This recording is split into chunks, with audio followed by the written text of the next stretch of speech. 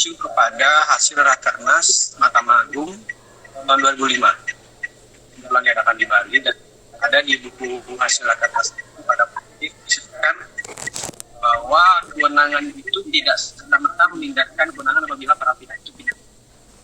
Jadi tetap berpacu pada saat bagaimana itu diselenggarakan, dilangsungkan. Jadi saat itu Mbak Dahlia dan ini telah menikah secara resmi. Kemudian selang lama sejak perkawinan baru kembali ke agama Mas Fandi. Itu jawaban dari kami. Ini teman-teman ada pertanyaan yang lain?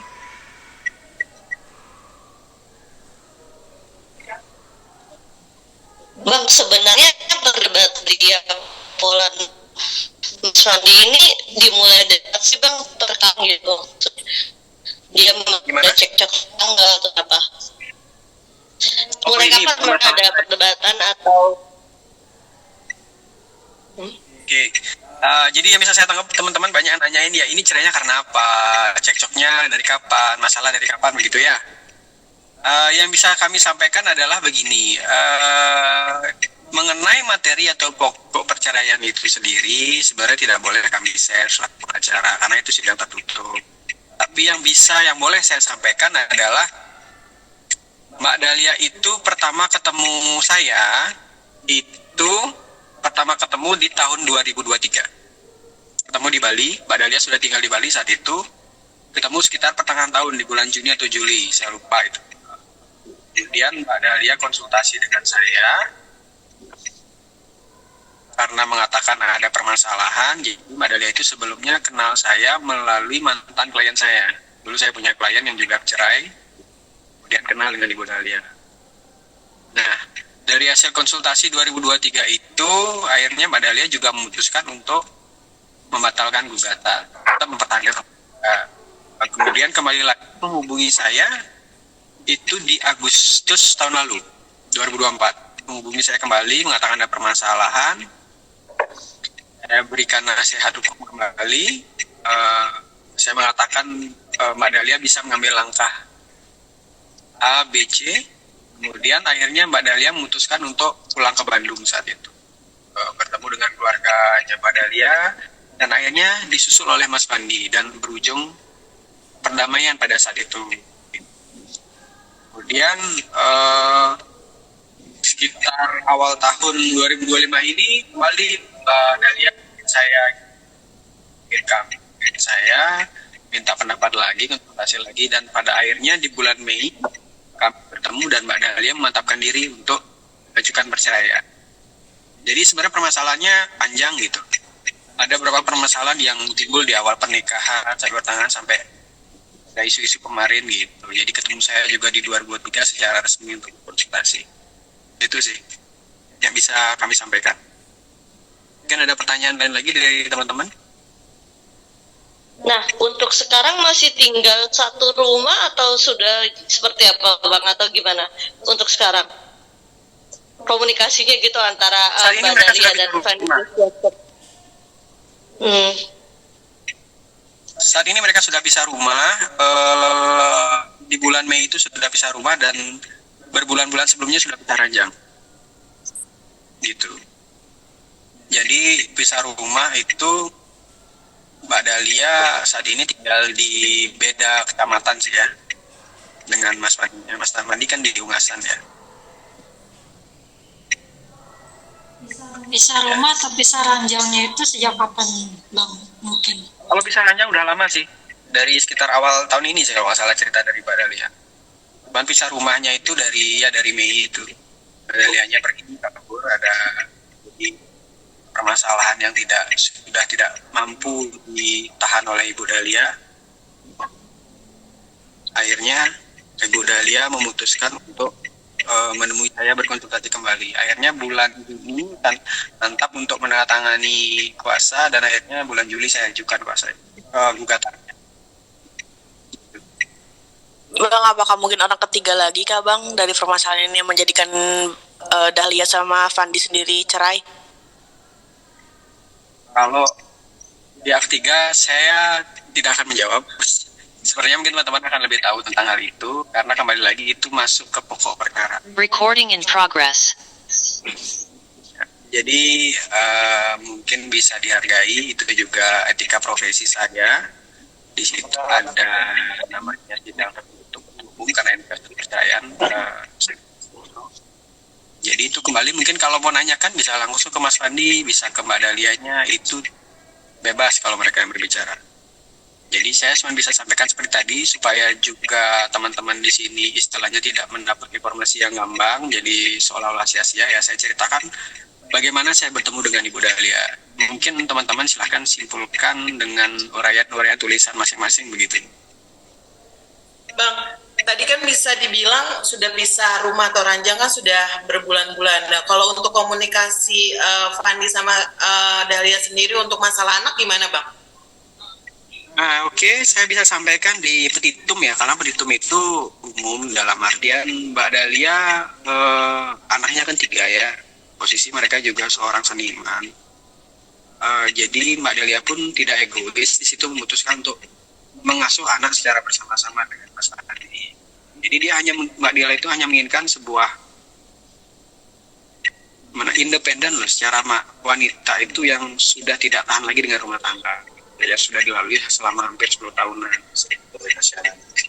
Kalau komunikasi lancar sama anak Anda, jadi Mas Fandi juga tidak ada menghalangi, tetap lewat by phone, call, video call. Cuman bahkan sempat ketemu sih, dulu kami bantu gitu, kami fasilitasi berarti. Itu. Jadi masalah anak nggak ada masalah itu. Cuman memang Ibu Dahlia saat ini hanya menginginkan tujuan utamanya adalah perpisahan dengan Mas Fandi secara resmi.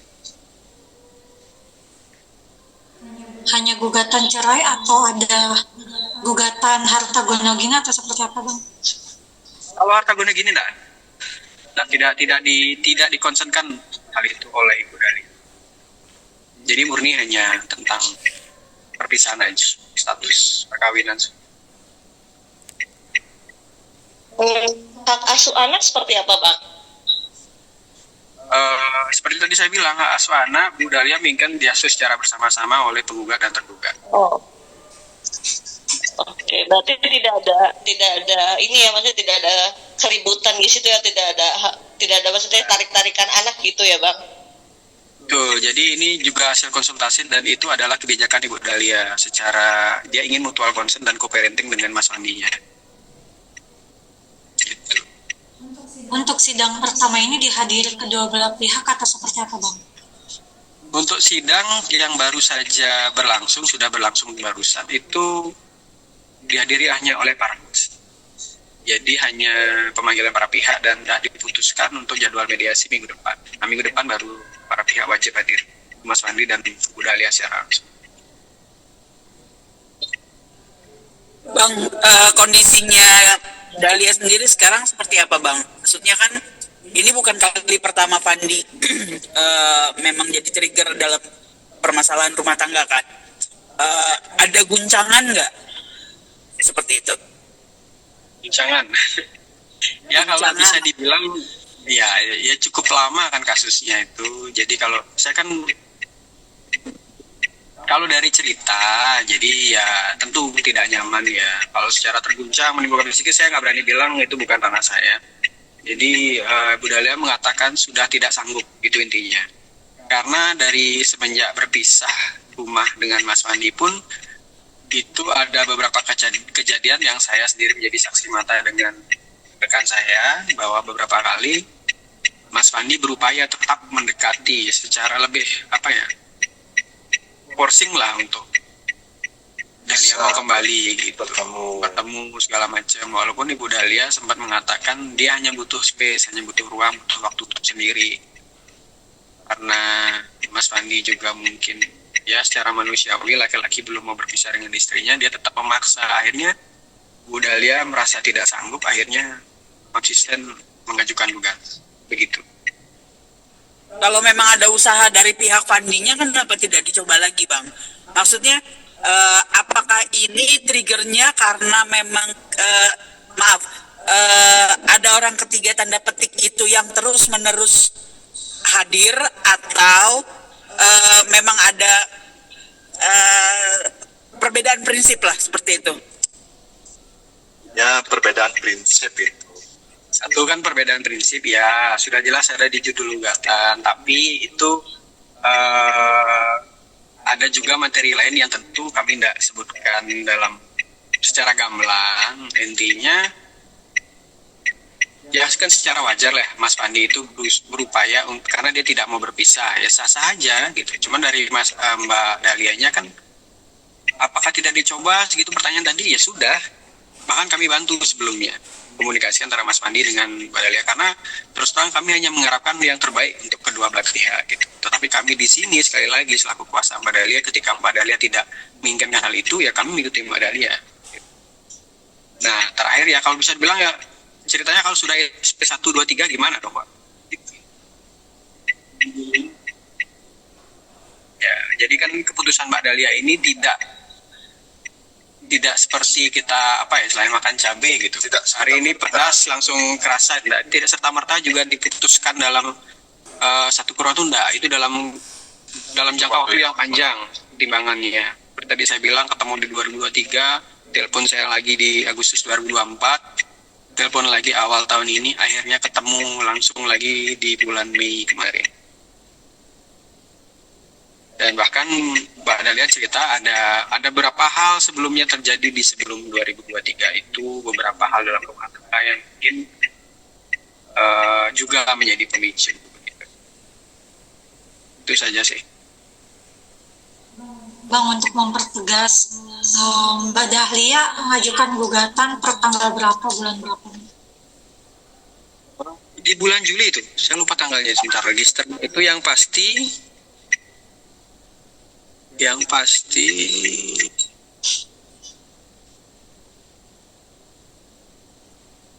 itu di 23 Juli sudah saya ajukan itu.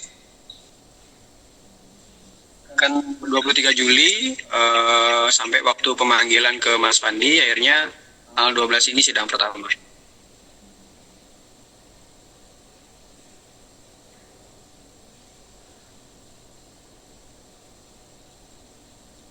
Abang dengan kata lain memang Dahlia memang sudah bulat untuk berpisah gitu ya. Hanya berpisah tanpa meributkan hak asuh anak, tanpa meributkan harta gono gini. Hanya ingin berpisah kayak gitu ya. Penegasan Bang. Betul. Itu saja. Tidak rumit kok. Ada keinginan cuma satu, itu saja.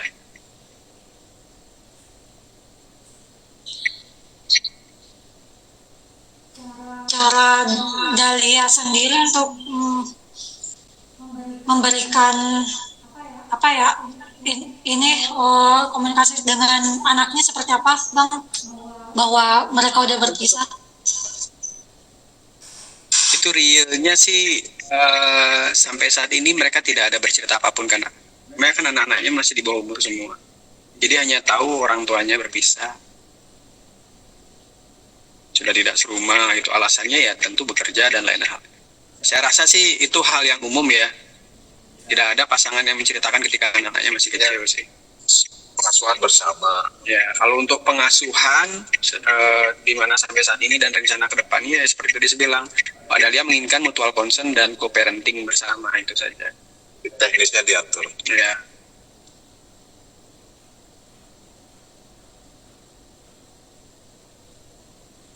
Abang izin untuk keluarga Dahlia sendiri menanggapi ini seperti apa Bang? Keluarga tentu, saya sudah pernah ketemu dengan adiknya dulu, tentu adiknya yang tentu mengetahui lah bagaimana rumah tangga mereka. Kalau secara lengkap utuhnya keluarganya sih, saya tidak tahu detail. Yang pasti itu keputusan Dahlia, ya bagaimanapun keluarga kan sudah sempat bertemu juga di tahun lalu Mbak Dahlia pulang ke Bandung. Mereka tahulah cukup, saya yakin.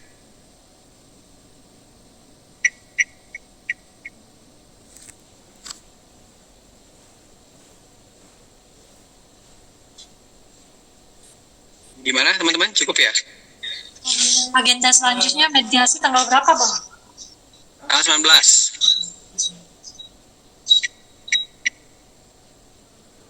Silahkan kalau memang yang mau hadir liput lokasi itu kan hak dari seorang wartawan, ya silahkan. Kembali lagi saya tidak bisa menceritakan tentang materi atau pokok perkaranya, apa alasan perceraian secara detail, tidak bisa. Mohon maaf untuk itu pada teman-teman. Tapi silakan mungkin simpulkan sendiri nanti dari cerita yang sudah saya sampaikan itu. Putus perkara. Ya, mungkin nanti sudah putus perkara kan tentu Mbak Dahlia akan berbicara ke publik sih. Bang Wayan, maaf tadi saya terlambat masuk. Saya cuma mau tahu masuk gugatannya tuh di PA atau di PN ya? Harusnya di PN kan ya? PN Badung.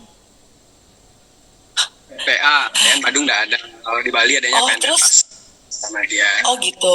Tapi kan Ya, PA Badung ini banyak pertanyaan mungkin dari ya saya lihat ya di media sosial segala macam, mungkin ada orang yang ngakunya seorang praktisi hukum atau saya sih nggak tahu ya. Jadi tidak tahu mereka apa benar seorang praktisi hukum. Yang pasti kami kan mengajukan itu tidak sembarangan. Ada dasar hukumnya. Mungkin teman-teman mau catat ya. Itu hasil rapat kerja nasional Mahkamah Agung tahun 2005. Itu cari, ada bukunya, silahkan kalian Google pasti ketemu.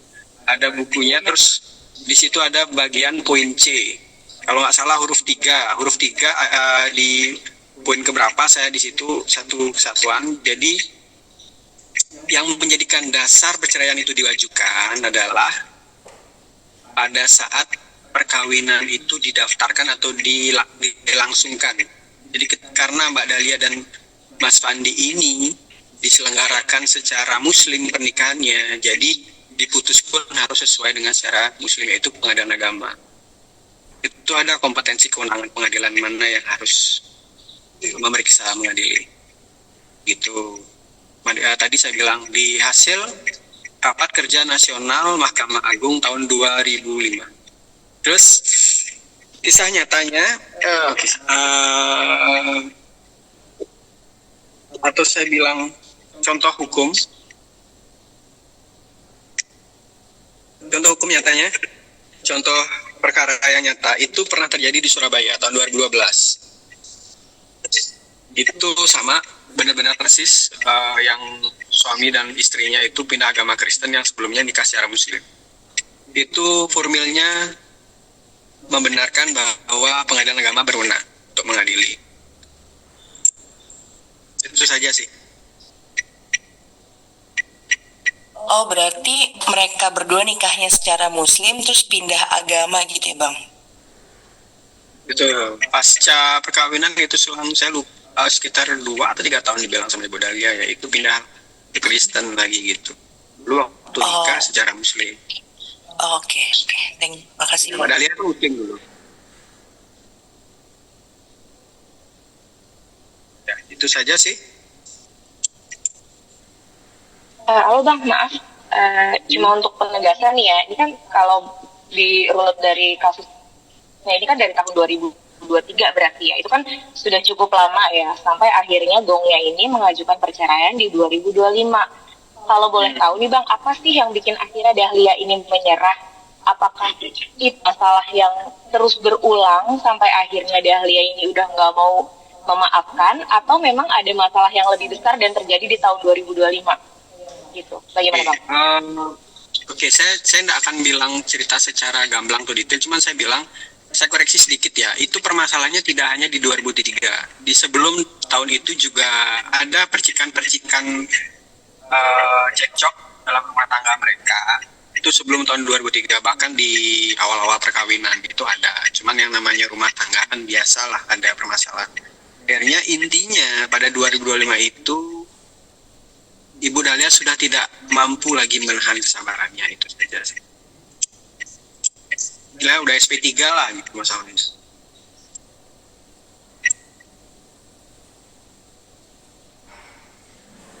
Gimana teman-teman? Sebenarnya udah mau ya run out, cukup ya?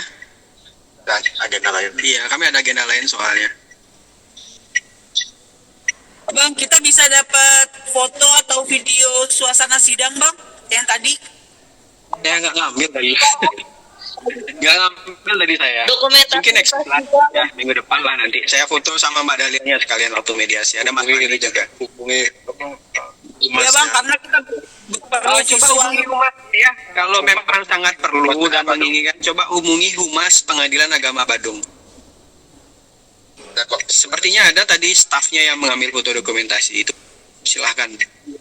Jadi kalian sebagai wartawan di situ coba aja dulu nanti ditanya tentang undang-undang keterbukaan informasi kan. Humas PA Badung ya Bang ya? Ya, Pengadilan Agama Badung. Cukup ya, saya rasa ya. Matur suksema Bang. Oke, Bang. Ya, sampai jumpa. Terima kasih Bang Dean. Oke, terima kasih teman-teman semua. Dadah.